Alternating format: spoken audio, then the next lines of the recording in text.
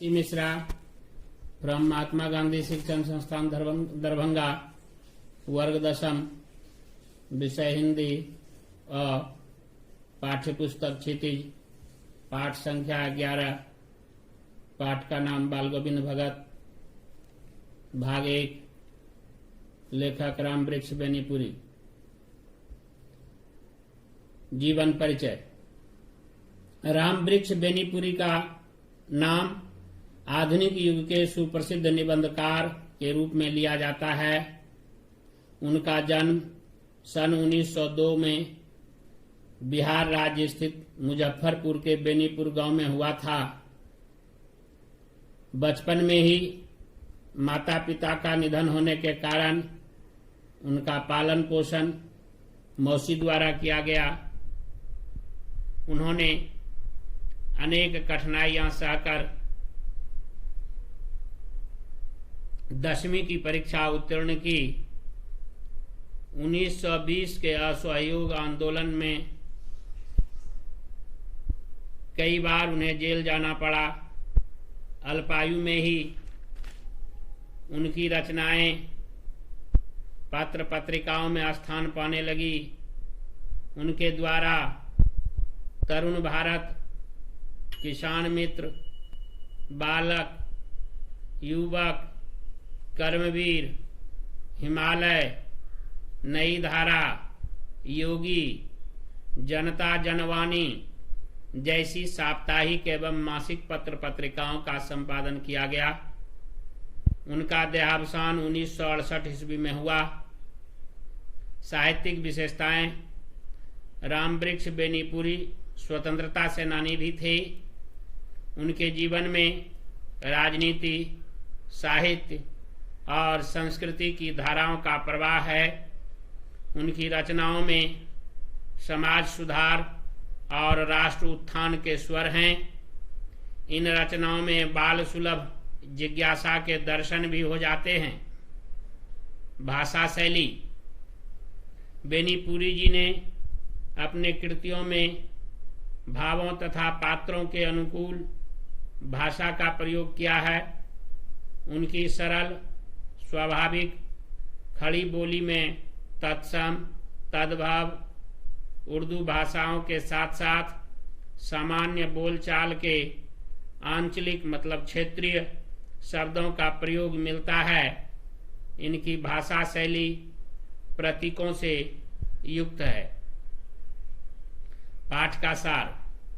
बाल गोविंद भगत नामक प्रस्तुत पाठ में लेखक राम वृक्ष बेनीपुरी ने ऐसे विलक्षण चरित्र वाले व्यक्ति का रेखा चित्र खींचा है जो मानवता, लोक संस्कृति, सामूहिक चेतना तथा कथनी करनी में समानता रखने वाले का प्रतीक है।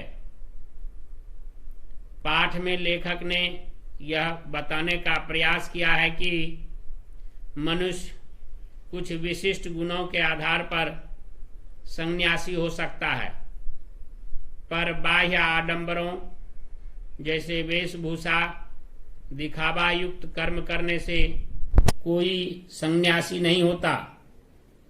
बाल गोविंद भगत अपने गुणों तथा कर्म के आधार पर सन्यासी थे, दिखावे के नहीं।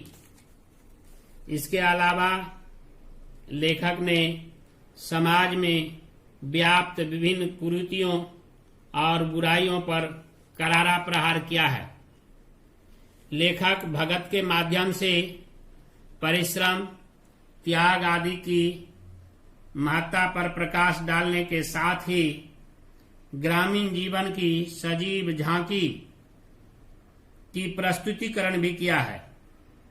बाल गोविंद भगत 60 वर्षीय मंझोले कद के गोरे चिट्टे आदमी, जिनके पके हुए बाल, लंबी दाढ़ी, कमर में एकमात्र लंगोटी, सिर पर कबीरपंथियों जैसी कनफटी टोपी, मस्तक पर रामानंदी चंदन, गले में तुलसी की बेडौल माला आदि से सुशोभित भगत कपड़े बिल्कुल कम पहनते थे।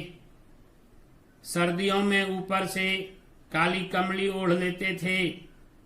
ऐसे भगत बाल गोविंद को बाह्य वेशभूषा से साधु नहीं कहा जा सकता है, क्योंकि वे गृहस्थ भी हैं, खेतीबाड़ी है और अच्छा साफ सुथरा मकान भी है। यह सब होते हुए भी साधुओं की सभी परिभाषाओं पर खरे उतरने वाले भगत थे। भगत की साधु प्रवृत्ति, भगत कबीर को साहब मानते थे। उन्हीं के गीतों को गाना, उन्हीं के आदेशों पर चलना, उन्हीं जैसा खराब व्यवहार रखना, अस्पष्ट वक्ता, किसी की चीज न छूना, न बिना पूछे व्यवहार में लाना, यहाँ तक कि शौच भी अपने ही खेत में ही जाना उनकी प्रवृत्ति थी।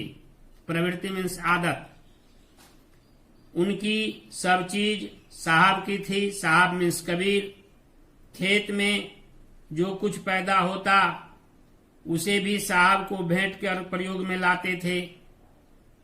आषाढ़ की रिमझिम वर्षा में भगत के कंठ से फूटते कबीर के पद, लेखक उनके कंठ से कबीर के पदों को सुनकर मुग्ध हो उठते हैं।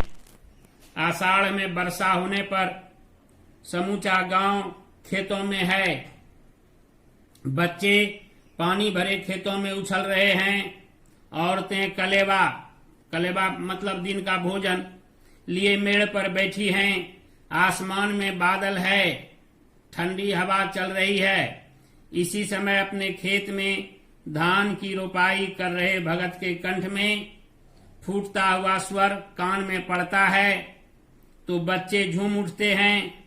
औरतों के ओठ कांप उठते हैं। हलवाहों के पैर ताल से उठने लगते हैं। रोपनी करने वालों की अंगुलियां एक क्रम में थिरकने लगती हैं।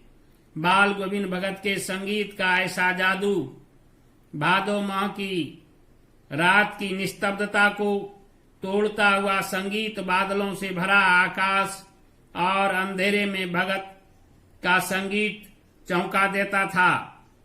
सब सो रहे होते थे और भगत का संगीत जाग रहा होता था। उनका संगीत सोए हुए को जगा देता था। उनका संगीत अंधेरे में अकस्मात कौंध उठने वाली बिजली की तरह चौंका देता था। तेरी गठरी में लागा चोर मुसाफिर जाग जरा। धन्यवाद।